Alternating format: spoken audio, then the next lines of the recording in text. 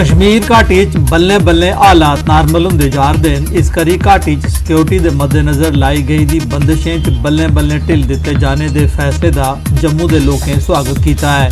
उनका आखना है कि कश्मीर घाटी के लोग देश विरोधी तत्वें आस्या की जाने वाली किसी भी गड़बड़ को बचने ताई बंदिशें की झल्ला रहे हैं। लोगों उम्मीद प्रकट की जे बंदिशें च ढिल दिते जाने बाद वो बरगलाने वाले तत्वें के बकाए च नहीं आउगन।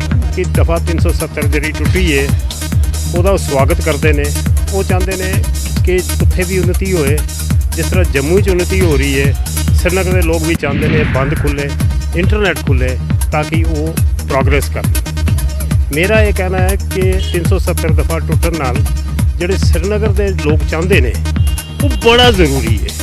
अमन सहयोग ते उन्नति भी उन्हां दा एक मार्गदर्शन है। वो इस उन्नति दे विच बराबर दे हिस्सेदार बनना चाहते हैं। कश्मीर च हालत ये चला दे कि थोड़ा बंद करी दिता गौरमेंट ने, ते गौरमेंट ने बिल्कुल ठीक किया।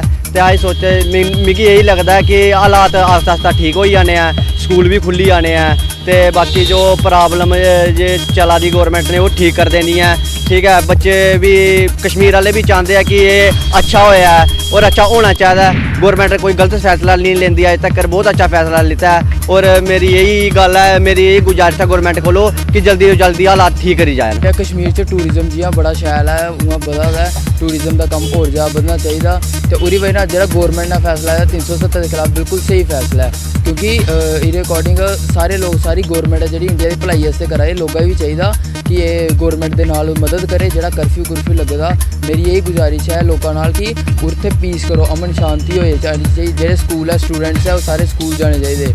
बड़े जेह्ड़ा गौरमेंट का फैसला मेरे बिल्कुल नाल है। 370 डायरेक्टर ने वो काफ़ी खुश है, लेकिन क्या जम्मू, क्या लेह, क्या श्रीनगर, तीनों खित्ते खुश है।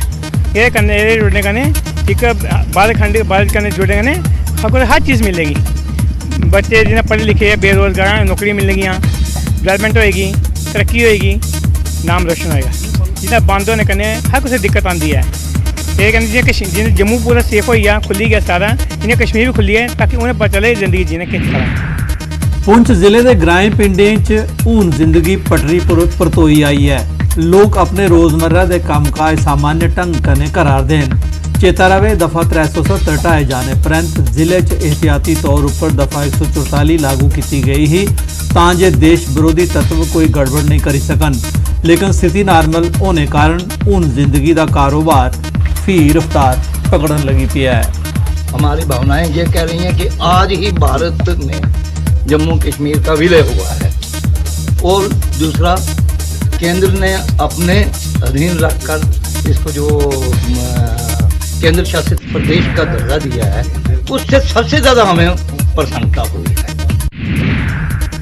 डोगरा स्वाभिमान संगठन के कार्यकर्ताएं आस्या कठुआ च प्रदर्शन किया गया। प्रदर्शनकारी मांग करा करते हैं जे डोगरा स्वाभिमान संगठन के नजरबंद संस्थापक चौधरी लाल सिंह की रिहा किया जा। प्रदर्शनकारियों बसोस प्रकट किया जे चौधरी लाल सिंह स्वतंत्रता दिहाड़े उपर राष्ट्रीय झंडा नहीं चाड़ी सके। कठुआ जिले के ग्रां चक दरबखा के लोगों बरसाती सैर खड्ड च पानी चढ़ी आने मूजब कन्ने लगते खेतरें च लगी दी फसल खराब हो जाने उपर फ्लड कंट्रोल महकमे खिलाफ सख्त रोह प्रकट किया है। लोगों का गलाना है जे महकमे की मती बारी अपील की है जे वो खड्डा च क्रेट पा, लेकिन उनकी गल की अनसुना कर दिता है। हर डिपार्टमेंट दे विच कई बारी गए हैं, दरखास्तां भी लगियां साड़ियां, लेकिन डिपार्टमेंट वाले कोल साढ़े सुनाई नहीं की उन्हें। साड़ी फसल भी रुढ़ी, जगह भी रुढ़ी है, लेकिन हूँ सानू खतरा है कि कोई 100-150 फुट तकरीब पानी जिहड़ा ना घरें दे नज़दीक आ चुका है। लेकिन हूँ ज़्यादा खतरा सानू घरें का भी है, कोई किसी का घर भी रुढ़ी सकते हैं। लेकिन DC साहब कन्नै गुजारिश है कि जल्दी कोला जल्दी साढ़ा मौके पर आनी जां अपने मुलाजम आनी है तो मौका दिखण ते ये साढ़ा कोई मसला हल करना। गौरमेंट करने चाहते बथेरे बची जन्ने अस, ते जे आखे चलो कोई गल नहीं दया दे कम्म ने। अज इत्थे ते कल ते आई जंदी खतरे ही बिल्कुल। ते जनाब मेहरबानी की जाने बच्चें परिवार की दिक्खी है ते साढ़े कोई रिहायश करिए जिहदे कारण अस टब्बर पाली लैचे। बड़े बड़े लोकें जेह्ड़ा कोई बड़े बड़े लोग न उ'नेंगी सब कुछ थ्होंदा ते सानूं कक्ख नहीं थ्होंदा। कोई सारा मौका दिखिए जा था ग्रेड नहीं पाए थे कोई इतने कोई क्रेड कूड नहीं ना पाया तो क्या कहते कोई अफसर भेजन मौका दिखे जाए दिखन हिसाब किताब लाइए तो सानू कोई साड़ा भी हल होना चाहिए। सोशल वेलफेयर डिपार्टमेंट कठुआ आसिया दिव्यांगें की व्हील चेयरां ते हियरिंग एड बंडी गई। लाभार्थियों जिला इंतजामिया ते सोशल वेलफेयर विभाग प्रति आभार प्रकट किया है। इस मौके डीसी कठुआ डॉक्टर राघव लंगरो ने दिव्यांगें की मदद करने की गल आखी।